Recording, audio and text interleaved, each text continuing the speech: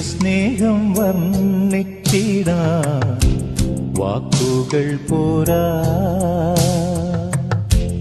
നന്ദി ചൊല്ലി തീർക്കുവാനീ ജീവിതം പോരാ. പ്രിയേക ദൈവത്തിന് സ്തുതി. ജീവവചനത്തിലേക്ക് സ്വാഗതം.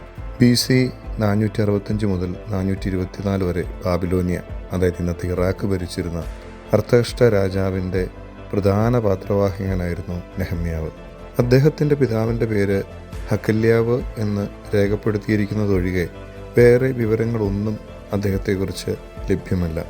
യഹൂദിയ ദേശത്തു നിന്നും അടിമകളായി പേർഷ്യയിൽ എത്തിച്ചേർന്ന പ്രവാസി യഹൂദന്മാരിൽ ഒരാളായിരുന്നു അദ്ദേഹം. പാനപാത്രവാഹകൻ എന്ന പദവി രാജകൊട്ടാരത്തിലെ ഏറ്റവും ശ്രേഷ്ഠമായ സ്ഥാനങ്ങളിൽ ഒന്നായിരുന്നു. നെഹമ്യാവിൻ്റെ വിശ്വസ്തതയും കൃത്യനിഷ്ഠയും രാജഭക്തിയും കണക്കിലെടുത്തായിരിക്കണം രാജാവ് അദ്ദേഹത്തെ ആ പദവിയിൽ നിയമിച്ചത്. തന്നെ ഏൽപ്പിച്ച ജോലികൾ ഏറ്റവും ഭംഗിയായി ചെയ്തിരുന്നതുകൊണ്ട് രാജാവിന് നെഹമ്യാവിൻ്റെ മേൽ പ്രത്യേകം പ്രീതിയും വാത്സല്യവും ഉണ്ടായിരുന്നു. കർത്താവിൻ്റെ കൽപ്പനകളെ അക്ഷരം പ്രതി അനുസരിക്കുന്നവനും യാമപ്രാർത്ഥനകളിൽ ഉറ്റിയിരിക്കുന്നവനുമായിരുന്നു നെഹമ്യാവ് എന്ന വിശുദ്ധ ഗ്രന്ഥത്തിൽ നിന്ന് മനസ്സിലാക്കാവുന്നതാണ്. ഒരിക്കൽ തൻ്റെ സഹോദരനായ ഹനനിയും ഏതാനും യഹൂദന്മാരും അവനെ കാണുന്നതിന് വേണ്ടി ആ രാജസന്നിധിയിൽ എത്തി. അവർ യഹൂദിയ രാജ്യത്ത് ശേഷിച്ച ഇസ്രായേലരിൽ ചിലരായിരുന്നു. അവിടെ അവശേഷിക്കുന്ന യഹൂദന്മാരെ പറ്റിയും യെരുശലേം ദേവാലയത്തെപ്പറ്റിയും വിവരങ്ങൾ അറിയുവാൻ നെഹമ്യാവ് ആകാംക്ഷനായി. അവർ ഇപ്രകാരമാണ് നെഹമ്യാവിനെ അറിയിച്ചത്: പ്രവാസത്തെ അതിജീവിച്ച് ദേശത്ത് കഴിയുന്നവർ കഷ്ടത്തിലും അപമാനത്തിലുമാണ്. യെരുശലേം മതിലുകൾ തകർന്നു കിടക്കുന്നു, കോട്ടവാതിലുകൾ അഗ്നിക്കിരയായി നശിച്ചു കഴിഞ്ഞു. അവയെല്ലാം ഇപ്പോഴും അതേപടി കിടക്കുന്നു. സ്വദേശത്തെക്കുറിച്ചും തൻ്റെ ജനങ്ങളുടെ കഷ്ടതകളെ പറ്റിയുമുള്ള വാർത്തകൾ നെഹമ്യാവിനെ അസ്വസ്ഥനാക്കി. യെരുശലേം ദേവാലയത്തിൻ്റെ ജീർണാവസ്ഥയും ഇടിഞ്ഞു കിടക്കുന്ന നഗരമതിലുകളും വിശുദ്ധ നഗരത്തിൻ്റെ അധപതനവും അവൻ്റെ ഉറക്കം കെടുത്തി. അവൻ നിരത്തിരുന്ന് കരഞ്ഞു, ദിവസങ്ങളോളം വിലപിക്കുകയും ഉപവസിക്കുകയും ചെയ്തു.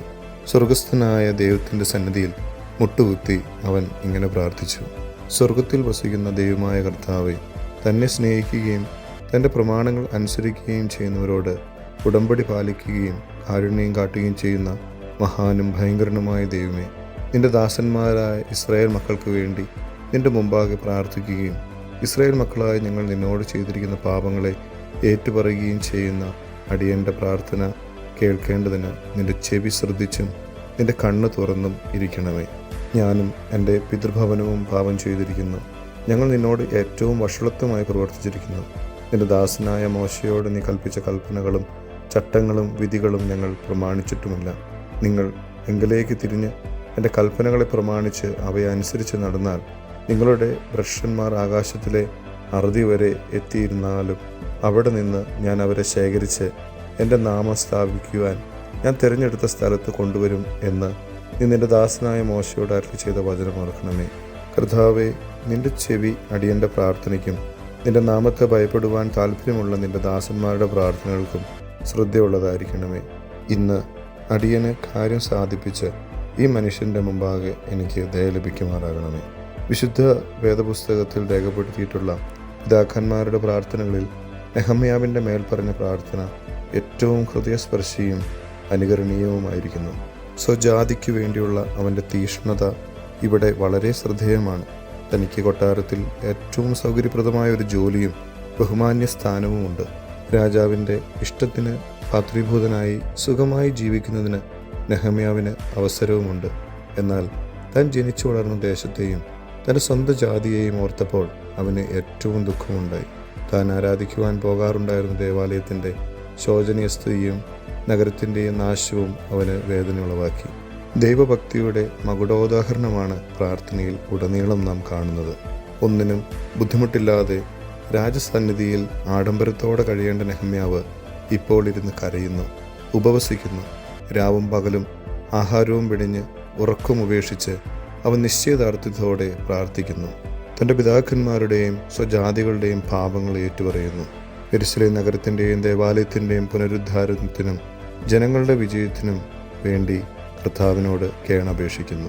ഇന്ന് തന്നെ, ഇപ്പോൾ തന്നെ നിന്റെ കൃപ എനിക്ക് ലഭിക്കണമെന്ന് മുട്ടിപ്പായി പ്രാർത്ഥിക്കുവാൻ കഴിയണമെങ്കിൽ കർത്താവിൻ്റെ കരുണയിൽ ഉറച്ച വിശ്വാസവും ഉത്തരം നൽകുന്ന ദൈവത്തിൻ്റെ നീതിയിൽ പരിപൂർണ വിശ്വാസവും അവൻ്റെ സന്നിധിയിൽ പരിപൂർണ വിധേയത്വവും ആവശ്യമാണ്.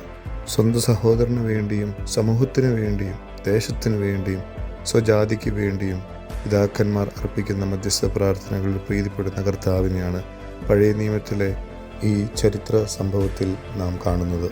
ദൈവത്തിനും ജനത്തിനും മധ്യേ നിൽക്കുവാൻ ആരുമില്ലാത്ത അവസ്ഥയെപ്പറ്റി കർത്താവ് വ്യാകുലപ്പെടുന്നത് യെഹെസ്കേൽ 22:30 നാം വായിക്കുന്നു. ഞാൻ ദേശത്തെ നശിപ്പിക്കാതെ വണ്ണം അതിൻ്റെ മതിൽ കെട്ടി എൻ്റെ മുമ്പാകെ ഇടിവിൽ നിൽക്കേണ്ടതിന് ഒരു പുരുഷനെ ഞാൻ അന്വേഷിച്ചു, ആരെയും കണ്ടെത്തിയില്ലതാനും. ആകയാൽ ഞാൻ എൻ്റെ കോപം അവരുടെ മേൽ പകർന്നു, എൻ്റെ കോപാഗ്നി കൊണ്ട് അവരെ മുടിച്ചു കളഞ്ഞിരിക്കുന്നു എന്ന് കർത്താവിൻ്റെ അരുളപ്പാട് എന്ന് നാം അവിടെ വായിക്കുന്നു.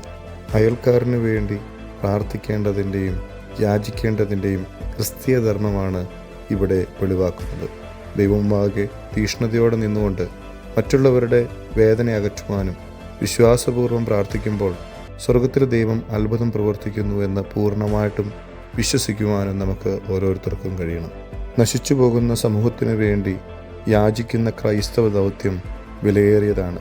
നീതിയുടെ പരിപാലനത്തിനു വേണ്ടിയും സഭയിലെ സമാധാനത്തിനു വേണ്ടിയും ക്രൈസ്തവ മൂല്യങ്ങൾ സംരക്ഷിക്കപ്പെടുന്നതിനു വേണ്ടിയും കോപത്തിൻ്റെ കാലങ്ങൾ നീങ്ങിപ്പോയി അവൻ്റെ കൃപ സമൂഹത്തിൽ വ്യാപരിക്കുന്നതിനു വേണ്ടിയും ഹൃദയം നിറങ്ങി പ്രാർത്ഥിക്കുവാൻ നാം കടപ്പെട്ടവരാണ്. അതിന് ദൈവമായ കർത്താവ് നമുക്ക് കരുണ ചെയ്ത് നാം ഓരോരുത്തരെയും സഹായിക്കട്ടെ എന്ന് പ്രാർത്ഥിച്ച് ആശംസിച്ച് നിർത്തുന്നു. ദൈവത്തിരുനാമം മാത്രം മഹത്വപ്പെടുമാറാകട്ടെ. ആമീൻ.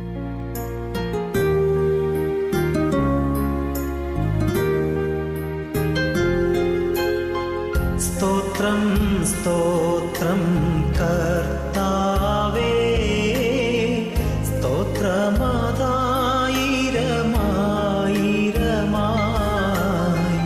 അനവധിയായി സ്തോത്രം നാഥാ. കൃപ വേണം ഞങ്ങളിലെന്നും, അനവധിയായി സ്തോത്രം നാഥാ. കൃപ വേണം